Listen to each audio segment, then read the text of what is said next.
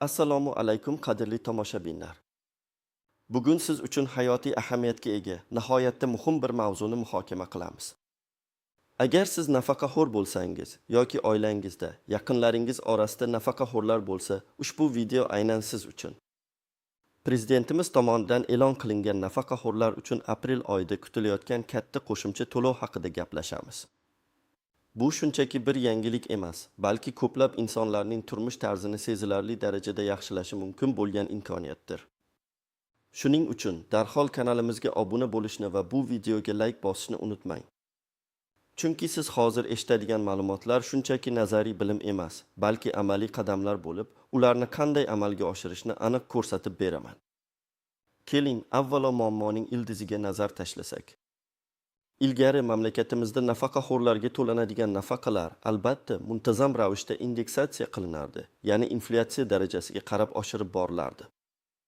Lekin bu o'sishlar ko'pincha turmush darajasining oshishi, oziq-ovqat, kommunal xizmatlar va dori-darmon narxlarining shiddatli ko'tarilishi fonida yetarli bo'lmasdi. Ko'plab keksa yoshdagi fuqarolarimiz o'z kunlik ehtiyojlarini qondirishda qiynalishardi. Oilaviy budjetdagi har bir tiyin muhim edi va har bir kutilmagan xarajat ular uchun jiddiy sinovga aylanishi mumkin edi. Oddiy bir misol, hatto bir dona dori tabletkasining narxi ham ayrim nafaqaxo'rlar uchun sezilarli yuk bo'lib qolayotgan edi. Lekin hozir vaziyat butunlay o'zgardi. Prezidentimizning tashabbusi bilan nafaqaxo'rlarning ijtimoiy himoyasini kuchaytirish, ularning turmush sifatini oshirish va yillar davomida qilgan mehnatlarini munosib qadrlash maqsadida jiddiy choralar ko'rilmoqda. Bu shunchaki navbatdagi indeksatsiya emas, balki maqsadli va sezilarli qo'shimcha to'lovdir. Bu to'lovning asosiy o'ziga xosligi shundaki, u barcha nafaqaxo'rlarga birdek emas, balki ma'lum mezonlar asosida ajratiladi. Ya'ni eng ko'p muhtoj bo'lgan va qo'shimcha ehtiyojlari bor kishilar birinchi navbatda qo'llab-quvvatlanadi. Bu o'zgarish ortida turgan sabab juda oddiy. Jamiyatimizning eng zaif qatlamini himoya qilish, ularning keksaygan chog'ida munosib hayot kechirishini ta'minlash va ularga davlatning doimiy g'amxo'rligini his ettirish. Endi esa ushbu qo'shimcha to'lov haqida bilishingiz kerak bo'lgan eng muhim ma'lumotlarga to'xtalamiz. Kimlar bu to'lovni olishga haqli, kimlar xavotirlanishi shart emas va kimlar ehtiyot bo'lishi kerak? Avvalo, kimlar bu qo'shimcha to'lovni olishga haqli ekanligini aniqlashtirib olaylik. Bu qo'shimcha to'lov asosan quyidagi toifadagi nafaqaxo'rlarga qaratilgan. 1. Yolg'iz yashovchi nafaqaxo'rlar, ayniqsa yolg'iz qolgan, qarovchisiz va boshqa daromad manbalariga ega bo'lmagan keksa fuqarolarimizga alohida e'tibor qaratilgan. Davlat bunday shaxslarga moddiy yordamni kuchaytirishni o'z oldiga maqsad qilib qo'ygan. Bu toifaga nafaqaxo'rning yonida hech kim yashamasa, ro'yxatdan o'tmagan bo'lsa va uni doimiy ravishda parvarish qiladigan kishi bo'lmasa, shaxslar kiradi. 2. Nogironligi bo'lgan nafaqaxo'rlar, nogironligi tufayli doimiy parvarishga, dori-darmonlarga yoki maxsus vositalarga muhtoj bo'lgan shaxslar uchun bu qo'shimcha mablag' juda katta yordam bo'ladi. Masalan, birinchi guruh nogironligi bo'lgan shaxslar ko'pincha doimiy tibbiy nazoratga va maxsus ehtiyojlarga ega bo'lishadi. Shuning uchun bu to'lov aynan ular uchun mo'ljallangan. 3. Mehnat staji yetarli bo'lmaganligi sababli kam miqdorda nafaqa oladiganlar. Ba'zi fuqarolarimizning mehnat staji turli sabablarga ko'ra yetarli bo'lmaganligi sababli ularga tayinlangan nafaqa miqdori minimal darajada bo'ladi. Bu qo'shimcha to'lov aynan shu toifadagi fuqarolarning turmushini biroz yaxshilashga qaratilgan. 4. Boshqa ijtimoiy himoyaga muhtoj nafaqaxo'rlar. Bu toifaga, masalan, boquvchisini yo'qotgan oilalar tarkibidagi nafaqaxo'rlar, kam ta'minlangan oilalardan bo'lgan nafaqaxo'rlar yoki urush faxriylari kabi alohida imtiyozlarga ega bo'lgan shaxslar kirishi mumkin. Aniqlik kiritish uchun prezident farmonida ko'rsatilgan aniq mezonlarga qarab, ushbu toifalar kengayishi yoki aniqlanishi mumkin. Shuning uchun pensiya jamg'armasining rasmiy e'lonlarini kuzatib borish juda muhim. Kimlar xavotirlanishi shart emas. Ya'ni kimlar bu to'lovni avtomatik tarzda olish ehtimoli yuqori. Yuqorida sanab o'tilgan toifalarga mansub bo'lgan nafaqaxo'rlar, ya'ni yolg'iz yashovchilar, nogironligi bo'lgan shaxslar va minimal nafaqa oluvchilar aksariyat hollarda bu to'lovni olish uchun maxsus ariza topshirishlari shart bo'lmasligi mumkin. Davlat organlari, ya'ni pensiya jamg'armasi va mahalliy ijtimoiy xizmatlar mavjud ma'lumotlar bazalari asosida ushbu toifadagi shaxslarni o'zlari aniqlaydilar va to'lovlarni avtomatik tarzda amalga oshiradilar. Kimlar xavotirlanishi kerak? Ya'ni kimlar o'z eligibility, haqliliklarni tekshirishi yoki qo'shimcha hujjatlar topshirishi kerak bo'lishi mumkin. Agar siz yuqoridagi toifalarga kirsangiz, lekin siz haqingizdagi ma'lumotlar eski yoki noto'g'ri bo'lishi mumkin deb hisoblasangiz, masalan, yaqinda yolg'iz qolgan bo'lsangiz yoki nogironlik guruhingiz o'zgargan bo'lsa, siz albatta pensiya jamg'armasiga murojaat qilishingiz kerak bo'ladi. Shuningdek, agar sizning vaziyatingiz biroz murakkabroq bo'lsa, masalan, siz boshqa oila a'zolari bilan yashayotgan bo'lsangizda, lekin ularning daromadi past bo'lsa va sizning turmush sharoitingiz og'ir deb hisoblasangiz, murojaat qilish orqali o'z haqligingizni aniqlab olishingiz kerak. Keling, bir nechta real hayotiy misollarni ko'rib chiqaylik. Misol 1. Oysha xola 78 yoshda yolg'iz yashaydi. Uning pensiyasi hozirda 1,5 million so'm. Farzandlari chet elda ishlashadi va uni tez-tez ko'rishga kelolmaydi. Oysha xola hech kim bilan ro'yxatdan o'tmagan. Uning asosiy daromadi faqat pensiyadan iborat. Bu holatda Oysha xola yuqorida aytib o'tilgan yolg'iz yashovchi nafaqaxo'r toifasiga kiradi va unga qo'shimcha to'lov avtomatik tarzda tayinlanishi kerak. Aytaylik, qo'shimcha to'lov miqdori 300 ming so'm etib belgilangan.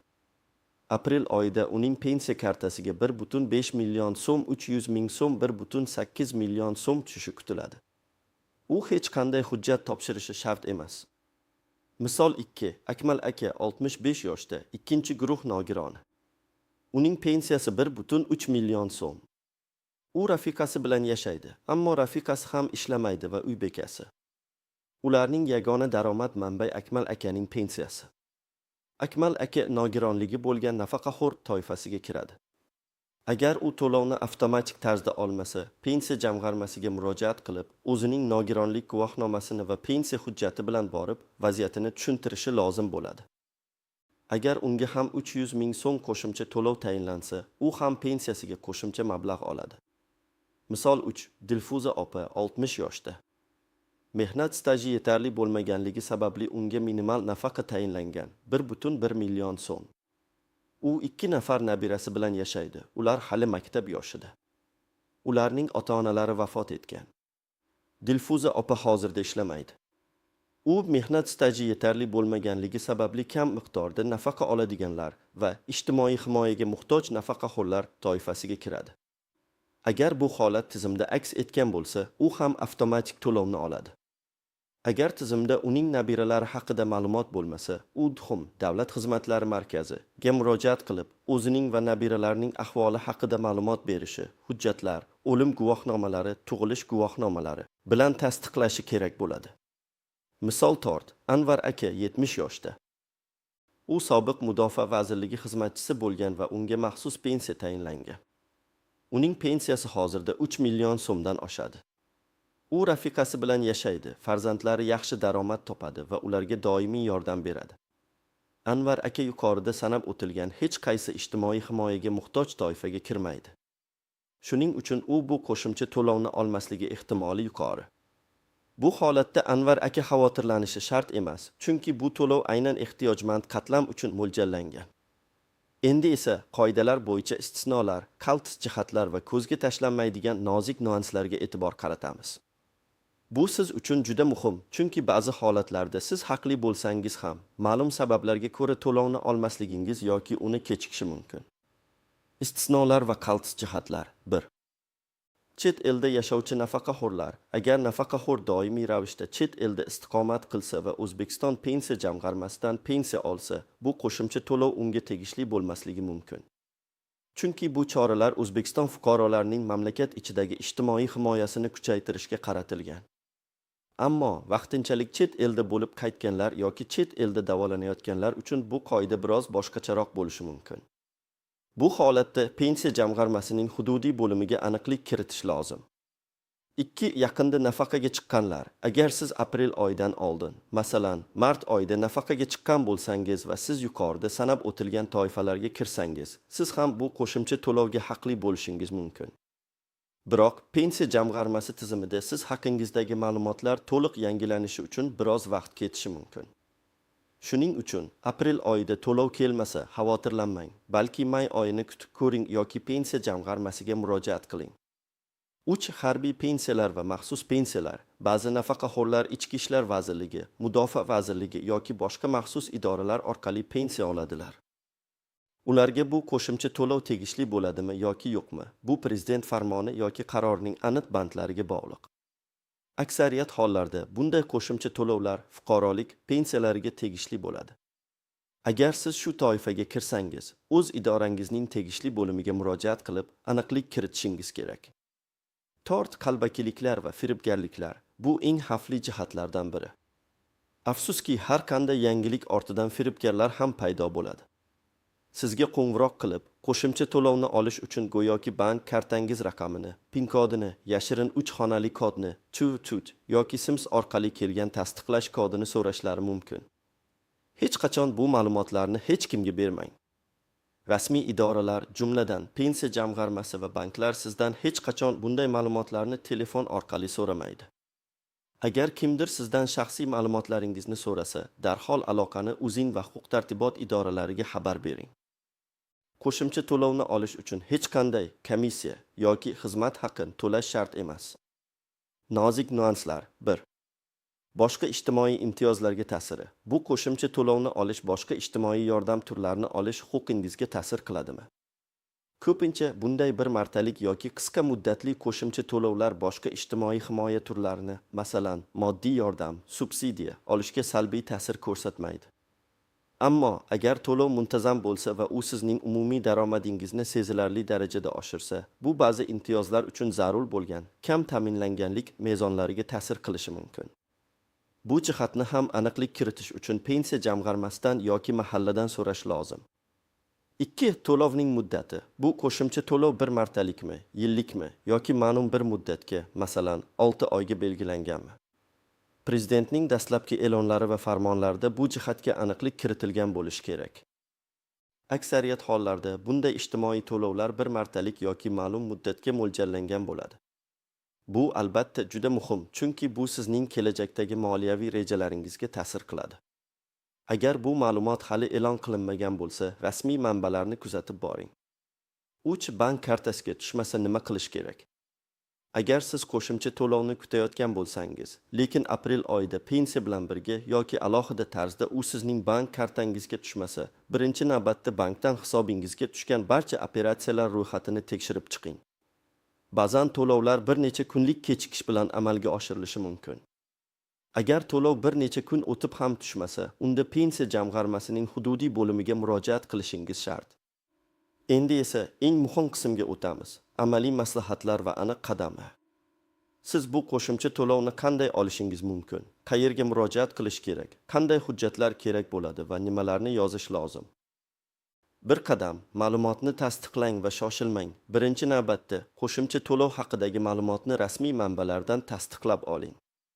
Bu O'zbekiston Respublikasi Prezidentining rasmiy veb-sayti, Prezident.uz, Adliya vazirligining Lex, uz huquqiy axborot portali, Pensiya jamg'armasining rasmiy veb-sayti, FUZ yoki Davlat xizmatlari agentligining Mi.gov.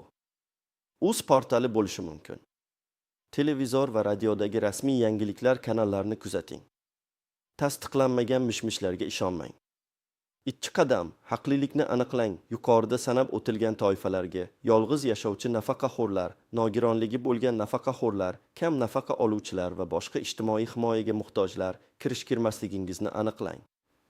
Agar aniq ishonchingiz komil bo'lmasa, quyidagi joylardan maslahat olishingiz mumkin. Mahalla raisi, maslahatchi yoki ijtimoiy himoya bo'yicha mas'ul xodimlar sizning oilaviy ahvolingiz va ijtimoiy statusingiz haqida ma'lumotga ega bo'lishi va sizga yo'l-yo'riq ko'rsatishi mumkin. Ular ko'pincha eng yaqin pensiya jamg'armasi yoki TXM bilan aloqada bo'lishadi. Pensiya jamg'armasining ishonch telefoni. Har bir hududiy pensiya jamg'armasining o'z ishonch telefonlari mavjud. Telefon orqali murojaat qilib, o'zingizning vaziyatingizni tushuntirib, maslahat olishingiz mumkin. 3 qadam. Agar sizning holatingiz murakkab bo'lsa yoki to'lov kelmasa, murojaat qiling. Qayerga borish kerak? Davlat xizmatlari markazlari, DXM. Bu markazlar yagona darcha. Tamoyili asosida ishlaydi va ko'plab davlat xizmatlarini taqdim etadi. Aksariyat ijtimoiy yordam turlari bo'yicha murojaatlarni qabul qiladi. Sizga eng yaqin DXMga borib, qo'shimcha to'lov bo'yicha ariza topshirishingiz mumkin. Pensiya jamg'armasining hududiy bo'limlari. Agar sizda pensiya jamg'armasining o'zi bilan bog'liq savollar bo'lsa, masalan, pensiya hisobingiz yoki ma'lumotlaringizdagi xatoliklar bo'lsa, to'g'ridan-to'g'ri hududiy bo'limga murojaat qilishingiz maqsadga muvofiq. Mi.gov.uz portali. Agar siz internetdan foydalanishni bilsangiz yoki sizga yordam beradigan yaqinlaringiz bo'lsa, ushbu portal orqali ham murojaat yo'llash mumkin. Ba'zi xizmatlar uchun onlayn ariza berish imkoniyati mavjud. Bu eng qulay va vaqtni tejaydigan usuldir. Qanday hujjatlarni to'plash kerak? Odatda sizdan quyidagi hujjatlar talab qilinishi mumkin. Pasport, fuqarolik pasportingizning asl nusxasi va nusxasi. Pensiya guvohnomasi, pensiya oluvchi ekanligingizni tasdiqlovchi hujjat. Bank karta raqami yoki hisob raqami to'lovni qabul qilish uchun kerak bo'ladi. Ko'pincha pensiya tushadigan kartangizning o'zi yetarli. Nogironlik guvohnomasi. Agar siz nogironligi bo'lgan nafaqaxo'r bo'lsangiz. Oilaviy ahvolingizni tasdiqlovchi hujjatlar. Agar siz yolg'iz yashovchi bo'lsangiz, masalan, mahalla ma'lumotnomasi yoki boquvchisini yo'qotgan bo'lsangiz, o'lim guvohnomalari yoki kam ta'minlangan oila tarkibida bo'lsangiz. Daromad to'g'risidagi ma'lumotnomalar. Tibbiy ma'lumotnomalar. Ba'zi hollarda kasallikning og'irligini tasdiqlovchi ma'lumotnomalar talab qilinishi mumkin. Ayniqsa, agar bu sizning nogironlik guruhingizga ta'sir qilsa. Nima yozish kerak? DXM yoki pensiya jamg'armasida sizga tayyor ariza shakli beriladi. Uni to'g'ri va aniq to'ldirishingiz kerak. Quyidagilarni ko'rsatishingiz lozim bo'ladi. OSF ish. Familiyasi, ismi, otasining ismi, yashash manzilingiz, pasport ma'lumotlaringiz, pensiya guvohnomasi raqami, pensiya toifasi, masalan, yoshga doir, nogironlik, boquvchisini yo'qotganlik. Qo'shimcha to'lovni olish uchun asos bo'lgan sabab, masalan, yolg'iz yashayman, nogironlik bor, kam ta'minlanganman va hokazo. Aloqa uchun telefon raqamingiz. Arizada shuningdek, ilova qilingan hujjatlar ro'yxati ham ko'rsatiladi. Tort qadam, murojaatni kuzatish. Agar siz DXM orqali murojaat qilgan bo'lsangiz, sizga murojaat raqami beriladi. Mi.gov.uz portali orqali bu raqam orqali murojaatingizning holatini kuzatishingiz mumkin. Pensiya jamg'armasiga to'g'ridan-to'g'ri murojaat qilgan bo'lsangiz, belgilangan muddat ichida javob berilishi kerak. 5 qadam, sabrli bo'ling, ammo hushyorlikni yo'qotmang. Ba'zi byurokratik jarayonlar biroz vaqt talab qilishi mumkin. Lekin agar uzoq vaqt davomida hech qanday javob yoki to'lov kelmasa, murojaatingiz holatini so'rab, qayta murojaat qilishdan tortinmang. Telefon orqali yoki shaxsan borib murojaat qilish mumkin. Shuni unutmaslik kerakki, davlat har doim o'z fuqarolari, ayniqsa keksa avlod vakillariga g'amxo'rlik qilishga intiladi. Bu qo'shimcha to'lov ham ana shunday g'amxo'rlikning yorqin misolidir. Prezidentimizning bu tashabbusi har bir nafaqaxo'rning hayotiga ijobiy ta'sir ko'rsatishi shubhasiz. Xulosa qilib aytganda, aziz do'stlar, bu aprel oyidan boshlab amalga oshiriladigan qo'shimcha to'lov haqidagi ma'lumot sizning diqqatingizga sazovor. Agar siz nafaqaxo'r bo'lsangiz yoki oilangizda shunday kishilar bo'lsa, bu videodagi ma'lumotlar va amaliy tavsiyalardan foydalaning. O'z haqlaringizni biling va ularni talab qilishdan qo'rqmang. Bu sizning mehnatingiz va jamiyatimizga qo'shgan hissangiz uchun davlat tomonidan ko'rsatilayotgan hurmat va ehtiromdir. Umid qilamanki, bu video siz uchun foydali bo'ldi. O'z fikr va savollaringizni izohlarda yozib qoldiring. Bu video sizga yoqqan bo'lsa, albatta like bosing va kanalimizga obuna bo'lishni unutmang. Bu videoni o'z yaqinlaringizga, do'stlaringizga, qo'shnilaringizga ham ulashing, chunki bu ma'lumot ko'plab insonlar uchun juda muhim bo'lishi mumkin. O'zingizni va yaqinlaringizni asrang. Keyingi videolarda ko'rishguncha